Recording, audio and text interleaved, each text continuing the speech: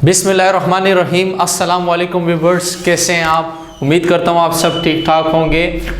हमारा जो एक सिनेरियो चल रहा है पाकिस्तान की हिस्ट्री के बारे में, और 1857 से लेकर 1947 तक जितने भी पाकिस्तान के मेन पॉलिटिकल इवेंट हुए थे उस पर हम बात कर रहे हैं। तो आज उस सिनेरियो का जो है पार्ट 5 पर बात करेंगे। तो आज की वीडियो का जो सबसे पहला पाकिस्तान की हिस्ट्री का पॉलिटिकल इवेंट है वो है 1939 से लेकर 1945 तक, 1939 से लेकर 1945 तक। तो जो मेन पॉलिटिकल इवेंट हुआ था वो हुआ था सेकेंड वर्ल्ड वॉर, यानी कि दूसरी जंग आज़ीम।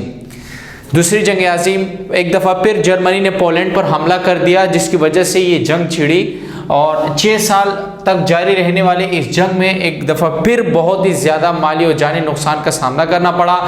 कहा जाता है कि जर्मनी और उनके इत्तेहादियों को जो है शहरी और मतलब उनके शहरी और अफवाज का अगर हम टोटल वो निकालें तो लगभग 12 लाख जो है इनके हलाकतें हुई हैं, शहरियों और फौजी एहलकारों को मिला के, ठीक है। और अगर हम बात करें इनके मुखालिफ उसकी, यानी कि ब्रिटिश और अमेरिका, उनको मिला के, तो उसमें जो है उनकी जो हलाकतें हुई है उनके शहरियों और फौजियों को मिला के वो हुई है 5 लाख।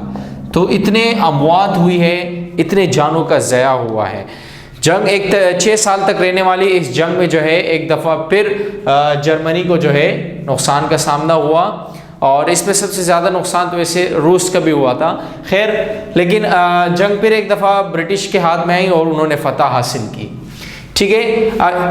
अब इसके बाद जो मेन पॉलिटिकल इवेंट हुआ था वो 1940 को था, 1940 को पाकिस्तान रिजोल्यूशन। अच्छा, पाकिस्तान रिजोल्यूशन पर आने से पहले मैं थोड़ा सा यहाँ भी आपको बताऊं कि मैंने आपको पार्ट 4 में बताया था कि इस दूसरी जंग आज़ीम में ब्रिटिश ने हिंदुस्तान के मुस्लिम लीग और कांग्रेस से भी अपनी हिमायत मांगी थी, लेकिन मुस्लिम लीग ने तो खैर हामी भरी थी, लेकिन कांग्रेस ने जो है ना इस हवाले से क्या किया था, कांग्रेस ने ये कहा था कि हम तब आपकी हिमायत करेंगे जब आप पूरे हिंदुस्तान में हमें एक यूनी गवर्नमेंट दे दे, एक मरकजी हुकूमत हमारी कायम करें। तो मैंने आपको पार्ट 4 में बताया था कि जब ब्रिटिश ने उनके इस मुतालबे को मंजूर नहीं किया तो फिर उन्होंने अपनी वजारतों से इस्तीफ़ा लिया था और इस तरह उनकी जो वजारतें वो ख़त्म हो गई थी, ठीक है। उसके बाद 1940 को जो अहम इवेंट था वो पाकिस्तान रिजोल्यूशन था, यानी कि करारदाद पाकिस्तान, ठीक है। पाकिस्तान की तारीख का एक अहम इवेंट मौलवी फजल हक साहब ने इस करारदाद को पेश किया था।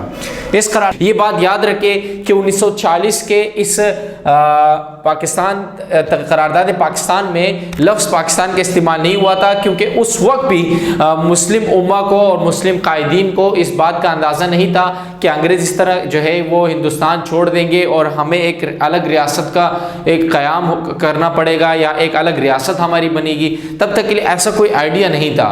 तो यानी इसमें ये बात तयशुदा थी, ये पॉइंट्स बताए गए थे कि जहाँ पर मुस्लिम अक्सरियती वाली सूबे हैं वहाँ पर उनके लिए अलग रियासत का क़याम किया जाए, ठीक है। उसके बाद 1942 को 2 अहम इवेंट हुए थे, क्रिप्स मिशन और quit India movement. Cripps mission में सर स्टैफोर्ड क्रिप्स की सरबराही में, कौन थे क्रिप्स मिशन क्यों कहते हैं, क्योंकि सर स्टैफोर्ड क्रिप्स की सरबराही में ब्रिटिश गवर्नमेंट ने एक दफ़ा फिर एक मिशन भेजा कि आप हिंदुस्तान जाए और इन तमाम हालात को दोबारा देखें, क्योंकि जंग का इख्तिताम तो हो चुका था, जंग का सिलसिला तो उस वक्त चल रहा था दूसरी जंग आज़ीम का, लेकिन हिंदुस्तान के मामलात एक दफ़ा फिर ज़ोर पकड़ने लगा। तो ये मिशन भेजा गया स्टैफोर्ड क्रिप्स की सरबराही में कि आप ज़रा देखें कि आइंदा लाएमल क्या होगा हिंदुस्तान में। तो जो क्रिप्स मिशन गया उस पर मुस्लिम लीग और कांग्रेस की दोनों आमायदीन बैठे, लेकिन इस पर फिर एक दफ़ा जो है ना तज़ाद फिर आया, क्योंकि मुस्लिम लीग जो चाहती थी कि भाई जहाँ पर मुस्लिम अक्सरियत वाले सूबे हैं वहाँ पर एक अलग रियासत का जन्म हो, लेकिन कांग्रेस चाहती थी कि नहीं, हिंदुस्तान का बंटवारा ना हो और हिंदुस्तान में सिर्फ कांग्रेस की एक यूनी गवर्नमेंट कायम हो, ठीक है। तो ये भी नाकाम रहा। इस तरह जो क्रिप्स की सरबराही में मिशन आया था उसके अपने उसको देखते हुए कांग्रेस खुद आपे से बाहर आई थी, तो इसलिए उनके जो लीडर है महात्मा गांधी साहब ने जो है एक तहरीक शुरू कर दी और उस तहरीक का नाम था क्विट इंडिया मूवमेंट, यानी कि इंडिया छोड़ो तहरीक, ठीक है, इंडिया छोड़ो तहरीक शुरू कर दी। ये तहरीक बड़ी जोर पकड़ गई थी क्योंकि उन्हें पता था कांग्रेस को कि अब ब्रिटिश गवर्नमेंट जो है वो मजबूर है इस चीज़ के लिए और आइंदा हो सकता है कि उन्हें खुद ये स्टेप उठाना पड़े, तो इसलिए उन्होंने ये तहरीक शुरू कर दी। इस तहरीक की मजबूती को देखते हुए ब्रिटिश गवर्नमेंट को मजबूरन कांग्रेस के अमायदीन को गिरफ्तार करना पड़ा, खुद महात्मा गांधी भी इसमें गिरफ्तार हुए, ठीक है। 1945 को 1945 को अनदर शिमला कॉन्फ्रेंस, एक दूसरा शिमला कॉन्फ्रेंस शुरू हुआ 25 जून 1945 को शिमला के मकाम पर। अब इसमें भी जो है दोनों अमायदीन को एक बार फिर बिठाया गया। मुस्लिम लीग की तरफ से कायद आज़म ने इसमें अपनी शिरकत फरमाई, सरबराही फरमाई, और कांग्रेस की तरफ से जो है जवाहरलाल नेहरू ने अपनी शिरकत फरमाई। इसमें भी यही बातें चली, कोई इस पर जो है ना इत्तेफाक राय नहीं हो सका। एक दफ़ा फिर जो है वो एक दूसरे के बरखिलाफ राय दी, ठीक है। तो ये भी हर लिहाज से नामुमकिन नज़र आया, ठीक है। अच्छा, उसमें 1945 को एक अलग इलेक्शंस का तस्वुर पेश हुआ कि दोबारा इंतखाबात किया जाए, तो इसलिए 1945 के आखिरी अरसे में जो है इलेक्शंस हो गए, इंतखाबात हो गए, ठीक है।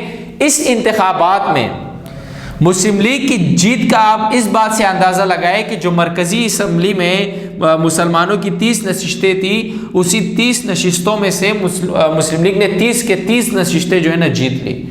और जहाँ पर सूबाई असम्बलियों की बात करें तो जहाँ 495 नशिस्तें थी मुसलमानों की, उसमें से 434 नशिस्तें जो थी वो मुस्लिम लीग ने अपने नाम कर दी। यानी कि ये इस इलेक्शंस में मुस्लिम लीग अपनी मजबूत हुकूमत कायम करने में कामयाब हो गई। और रही बची कसर जो दूसरी पार्टियाँ थी वो ना कांग्रेस की तरफ रहे, ना इस तरफ, ना इधर के रहे, ना उधर के रहे, ठीक है। ये मुस्लिम लीग के जीत का एक बहुत बड़ा पॉजिटिव पॉइंट था। उसके बाद 1946 को काबीना मिशन भेजा, कैबिनेट मिशन प्लान के नाम से, काबीना मिशन प्लान के नाम से हिंदुस्तानी हुकूमत ने भेजा। 3 मेंबरान पर मुश्तमिल ये एक प्लान, एक मिशन भेजा गया था, और इसमें फिर मुज़ाकरात हुए 5 मई 1946 से लेकर 12 मई 1946 तक ये सिलसिला चलता रहा। ये मीटिंग चलती रही। इसमें फिर कांग्रेस और मुस्लिम लीग के जो है अमायदीन ने इसमें शिरकत की, ठीक है, लेकिन इसमें फिर तज़ाद राय पेश हुआ। एक ही बात पर जो है ना वो पॉइंट, मतलब एक दूसरे के तज़ाद में आ रहे थे, वो ये था कि वही कांग्रेस अपने सेंट्रल गवर्नमेंट के रट पे था, वो किसी भी किस्म का किसी भी सूबे में किसी भी दूसरे फिरके को इस चीज़ के लिए तैयार नहीं था कि वहाँ पर उनकी हुकूमत कायम हो।